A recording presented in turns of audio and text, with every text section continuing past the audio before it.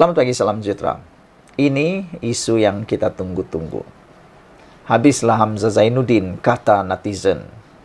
Dalam tweet trending pada pagi ini, apabila saya buka sejak subuh lagi, saya mendapati perkara yang paling trending ketika ini ialah Hamzah Zainuddin dalam kes membabitkan nama beliau dan membabitkan kementerian beliau ketika beliau menjadi Menteri Keselamatan Dalam Negeri di era pemerintahan Perikatan Nasional dan Muhyiddin sebagai Perdana Menteri pada waktu itu.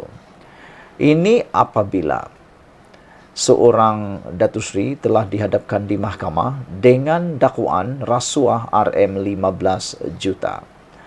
Yang mengejutkan kita di dalam pembacaan penghakiman atau pembacaan pendakwaan itu telah pun disebut nama Hamzah Zainuddin. Dan kesnya pula melibatkan keselamatan dalam negeri, Kementerian Keselamatan Dalam Negeri. Akhirnya, SPRM mengumumkan keputusan yang benar-benar menggemparkan Muhyiddin dan pastinya menggemparkan Hamzah Zainuddin. Pastinya ini telah menggoncang Perikatan Nasional sekali lagi. Apa jawaban Hamzah Zainuddin kepada kes isu rasuah RM15 juta ini? Ini laporannya. SPRM hari ini mengesahkan telah mengambil keterangan Hamzah Zainuddin selepas ahli perniagaan didakwa di mahkamah berkaitan kes rasuah RM15 juta. Ketua Pembangkang Datuk Seri Hamzah Zainuddin disahkan telah dipanggil Suruhanjaya Pencegahan Rasuah Malaysia SPRM petang tadi bagi memberi keterangan berkait satu kes pendakwaan di Mahkamah Session Kuala Lumpur hari ini. Dalam kenyataan semalam, Hamzah menjelaskan keterangan itu dibuat bermula kira-kira jam 4.30 petang hingga jam 7 malam oleh pegawai SPRM susulan pertuduhan ke atas ahli perniagaan Sim Chu Tiam di mahkamah hari ini. Hamzah mendakwa kes pertuduhan di mahkamah membabitkan ahli perniagaan itu yang turut mengheret namanya jelas bertujuan untuk merosakkan namanya, Bersatu dan Perikatan Nasional.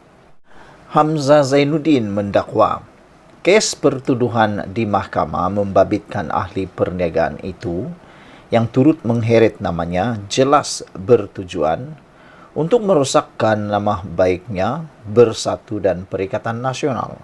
Itu jawapan Hamzah Zainuddin ketika beliau, selepas beliau disiasat oleh SPRM, diambil keterangan oleh SPRM. Dan Hamzah Zainuddin juga mengatakan bahawa lebih-lebih lagi timbalan Perdana Menteri merangkap Presiden UMNO sendiri sebelum ini secara terbuka menyebut rancangan untuk mewujudkan kluster mahkamah dalam kalangan pemimpin Bersatu dan Perikatan Nasional. Bagi pendapat saya, rancangan untuk mewujudkan kluster mahkamah ini tidak akan terjadi kalau tidak punya kes. Mustahil boleh mewujudkan kes, mustahil dapat memunculkan satu kluster mahkamah yang baru kalau tidak punya kes. Kata pepatah, tidak mungkin pokok bergoyang kalau tidak ada angin. Jadi dengan itu, macam mana buruk pun rancangan itu, macam mana diusahakan pun rancangan mewujudkan kluster mahkamah seperti yang didakwa oleh Hamzah Zainuddin ini, kalau tidak punya kes, kalau tidak punya bukti, kalau tiada kes untuk dimunculkan, pastinya ia tidak akan terjadi. Namun, sudah kelihatan sekarang memang terdapat angin-angin yang membawa kepada bergoyangnya pokok. Mustahil untuk mewujudkan kluster mahkamah kalau tidak ada kes. Tapi nampaknya ada beberapa kes yang sudah pun didakwa di mahkamah. Hamzah Zainuddin juga berkata, saya percaya ini kerana mereka bimbang dengan kekuatan Perikatan Nasional yang mana sokongan rakyat akan diterjemahkan sekali lagi dalam pilihan raya di 6 negeri tidak lama lagi, kata beliau. Saya juga faham ada pihak tertentu panik dengan kedudukannya yang sedang goyah ketika ini, tetapi janganlah bertindak sehingga menyebabkan rakyat merasakan SPRM boleh diperalat pemimpin tertentu, katanya. Saya tidak setuju dengan kata-kata ini. Sebenarnya, apa yang membuatkan mereka merasa SPRM seperti diperalatkan kerana aktifnya SPRM. Inilah manusia.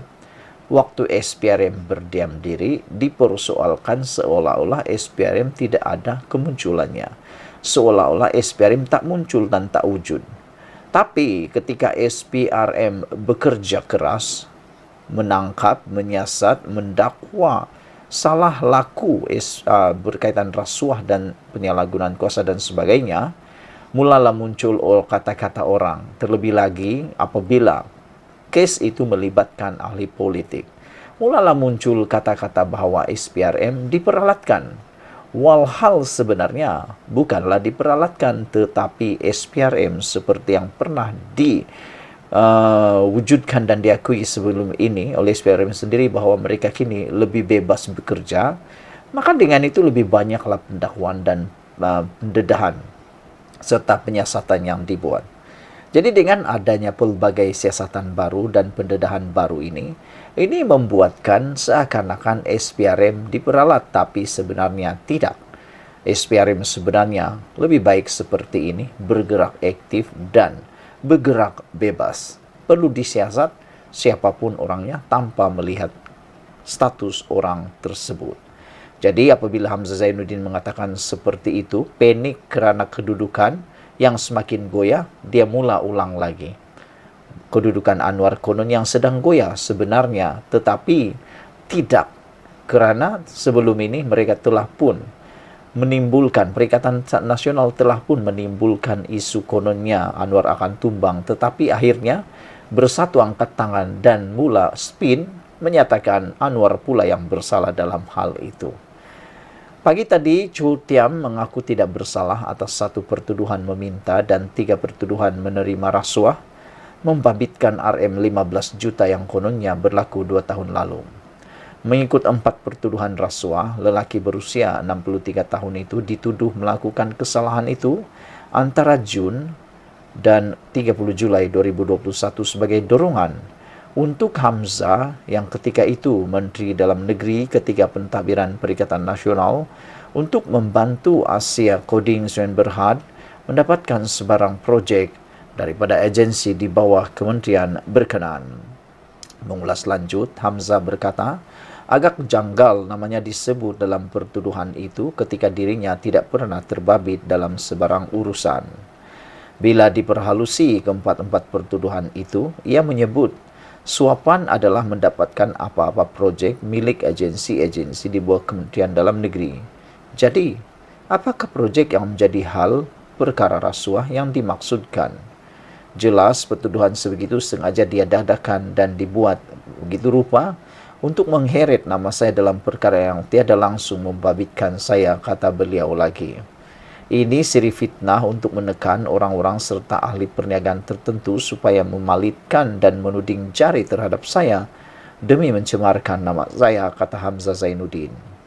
Dalam kenyataan sama, beliau mengucapkan tahniah atas pelanjutan kontrak khidmat Pesuruhjaya SPRM. Kita jumpa lagi. Bye-bye.